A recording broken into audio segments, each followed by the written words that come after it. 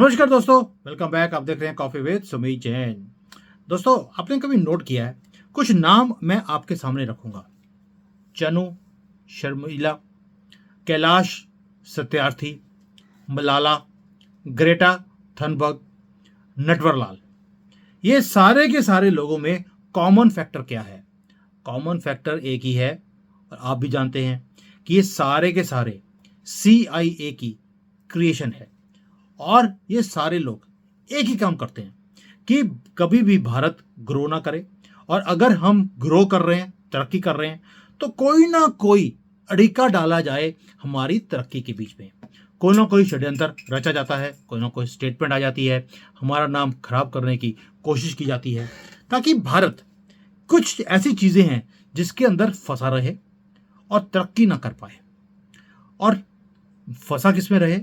कोई ना कोई यहाँ पर दंगे फसाद लगे रहें, मीडिया गवर्नमेंट के खिलाफ आग उगलती रहे, एक इंटरनल अनरेस्ट रहे सारा टाइम, और जो हमारी गवर्नमेंट है वो वीक दिखे व्हाइट हाउस के सामने, और उसके सामने झुककर प्रणाम करके ऐसे करे, सर आप जो बोलोगे हम करने को तैयार हैं।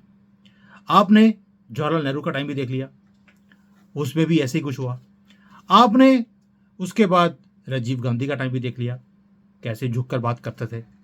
आपने राहुल गांधी का भी देख लिया, आपने मनमोहन सिंह को भी देख लिया।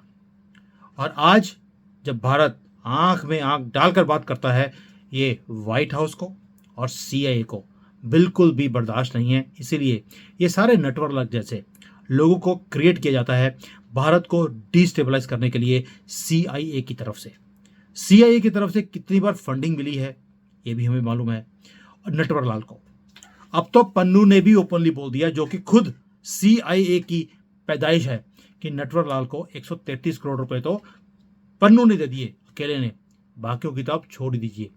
और नटवरलाल, ये जो सारे के सारे नाम मैंने आपको गिनाए, CIA का सबसे ज्यादा अगर प्रॉमिसिंग कोई कार्ड था वो था नटवरलाल।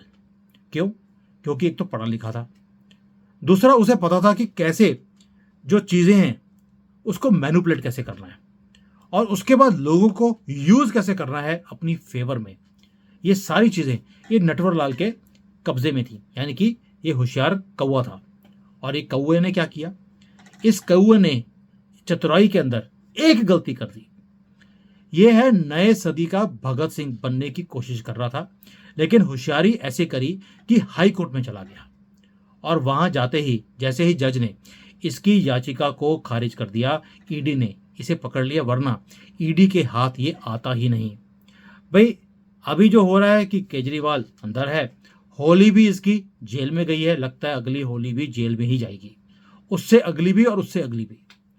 लेकिन बाद की बात जो है वो बाद में देखेंगे। अभी ये जेल के अंदर है, इसका वेलकम करने के लिए कौन कौन खड़ा है जेल में? भाई, सत्येंद्र जैन खड़ा है, मनीष सिसोदिया खड़ा है, संजय सिंह खड़ा है, कविता ने भी पूरी कविता इसके ऊपर लिख दी है, और सारे के सारे जो है वेलकम करने के लिए जेल के अंदर ही खड़े हैं, कि जैसे ही दरवाजे के अंदर जाएगा तो बोलेंगे वेलकम सर जी। और शराब की दलाली खाने वाले इन यारों के लिए शराबी फिल्म का गाना पहले से बना हुआ है, 30-40 साल पहले ही अमिताभ बच्चन ने बना दिया था। जहां 4 यार मिल जाएंगे, वहीं रात होगी गुलजार। ये हालत है कंजरवाल एंड हिज कबाल। रही बात मुख्यमंत्री पद की, तो दिल्ली में जो संवैधानिक मुखिया होता है वो लेफ्टिनेंट गवर्नर होता है।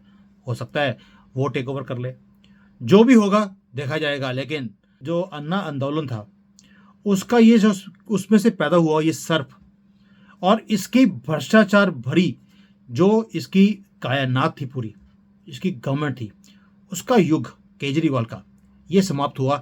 ये खुशी की बात है। और सुप्रीम कोर्ट भी चाह कर भी इसका कुछ नहीं कर सकता, इसका साथ नहीं दे सकती। एजेंडा सेटिंग सब स्वाह हो गया, CIA का भी, लिब्रांडुआ का भी। और जो आज ED ने अगर थोड़ी सी भी इन्होंने कोताही बरती होती तो ये हाथ नहीं आता और उनका मजाक उड़ता रहता। और यही चीज है जो CIA ने एंटिसिपेट नहीं करी थी कि कोर्ट में इसकी सुनवाई नहीं होगी। ईडी के पास इतने पुख्ता सबूत होंगे कि कोर्ट भी बोलेगी भाई अगर आपके पास इतने पुख्ता सबूत है आपने इसको अंदर किया क्यों नहीं। और ईडी ने भी 2 घंटे के अंदर अंदर पकड़ के अंदर कर दिया। सीआईए हक्का बक्का रह गया कि ये क्या हो गया हमारे सर जी के साथ। लेकिन क्वेश्चन ये है कि सीआईए केजरीवाल को इतना प्यार क्यों करता है और मोदी जी से इतनी नफरत क्यों। भाई सीआईए की बात कर लेते हैं। सीआईए कोई भी उस आदमी को पसंद नहीं करती जो नेशनलिस्ट हो, जिसे अपने देश से प्यार हो, जो अपने देश को स्ट्रांग नेशन बनाने की बात करे, आत्मनिर्भर बनाने की बात करे, सेल्फ डिपेंडेंट जो हो, जो किसी की तरफ देखने की जरूरत ना पड़े। मोदी जी यही काम कर रहे हैं। इसलिए आपने देखा होगा कि सद्दाम हुसैन हो, गद्दाफी हो, ये ऐसे लोग थे जो नेशनलिस्ट थे। इन्हें सीआईए ने एलिमिनेट कर दिया, खत्म करवा दिया। जो अपना पुतिन है, पुतिन भी नेशनलिस्ट था, रशिया के लिए काम करता था, उसे एक युद्ध में फंसा दिया गया ताकि वो नेशनलिस्ट जो मूवमेंट है वो खत्म हो जाए। अब नटवर लाल के अरेस्ट होते ही सीआईए की जितनी भी होप्स थी वो सारी की सारी टूट के हाथ में आ गई। क्यों? क्योंकि जो केस है नटवर लाल के खिलाफ इतना रॉक सॉलिड है कि और उसको गवर्नमेंट ने भी बड़ी प्रॉपरली इसे एक्सपोज किया पब्लिक के अंदर। लिकर का स्कैम तो एक एक्सक्यूज है, मेजर इशू है नेशनल सिक्योरिटी का। अभी तो एनआईए का केस सामने ही नहीं आया और ईडी ने भी बोल दिया हाई कोर्ट को कि अगर आपने बेल दी, बेल देने से पहले आपको कुछ और प्रूफ है हमारे पास जो आपको देखने पड़ेंगे, हमारी बात सुननी पड़ेगी, उसके बाद ही आप फैसला दे सकते हो। जैसे ही ये बातें बोली गई हैं ईडी की तरफ से, खालिस्तान मूवमेंट खत्म हो गया। और खालिस्तान मूवमेंट तो वैसे ही राम मंदिर के बाद खत्म हो गया था, इसके बाद तो बिल्कुल ही खत्म हो गया। और खालिस्तान मूवमेंट था किसका? ये था एक वेपन, किसकी तरफ से? सीआईए की तरफ से, भारत को डिस्टेबलिश करने के लिए। और इसे हैंड ओवर कर दिया गया था आईएसआई को ताकि इसके साथ खेलो। सिख जो हमारे भाई हैं इनको तो सिर्फ इन्होंने गोली की तरह यूज किया। ट्रिगर था नटवर लाल, गोली भी खत्म, नटवर लाल भी खत्म। इसीलिए सीआईए भुखलाया हुआ है कि अब क्या करें। भाई पिछले 25 साल में आपने देखा होगा बहुत ज्यादा अटेम्प्ट किए गए मोदी जी को खत्म करने के लिए, लेकिन ये भी एक ऐसा आदमी है जिनके ऊपर महादेव की पूरी ब्लेसिंग्स है। आपने भी देखा है कि भाई जब भी कोई तीर लगाने की कोशिश करता है इनके ऊपर, कोई तीर लगता ही नहीं है, क्योंकि महादेव का और सनातन का एक कवच है इनके ऊपर। लेकिन सीएए का जो एक नफरत है मोदी जी के साथ, वो है because of his policies. Gujarat में थे, गुजरात को कहां से कहां ले गए। अभी भारत में है, भारत को कहां से कहां ले गए। जो इनकी पॉलिसीज हैं वो ही हैं जो सीआईए को तंग करती हैं। अब उसका उदाहरण देता हूं आपको कि अभी आज मोदी जी ने अनाउंस किया कि जितना भी पैसा ईडी ने अटैच किया है इन चोरों का, ये सारा का सारा पैसा वो गरीबों के अंदर बांट देंगे थ्रू वेरियस स्कीम्स। अब ये तो मोदी जी ने अनाउंस कर दिया।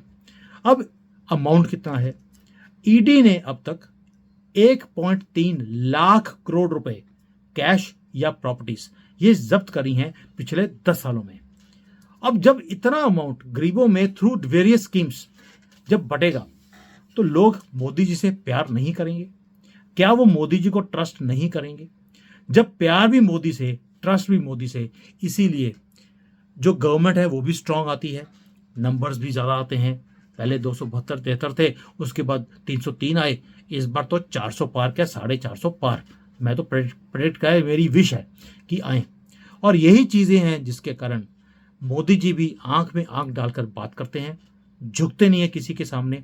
और जो सीआईए है, व्हाइट हाउस है, उन्हें आदत नहीं है कि जयशंकर जैसे आदमी, मोदी जैसे, उनको आंख में डालकर बात करते हैं और बात करते हैं ओए पीछे हट, हमारे इंटरनल मैटर में दखल देने की जरूरत नहीं है, तू हो कौन। सीआईए को और व्हाइट हाउस को ये सुनने की आदत नहीं है, क्योंकि 2014 से पहले क्या होता था हमें भी मालूम है। और ये मोदी है और इसीलिए ये हेट्रेड है।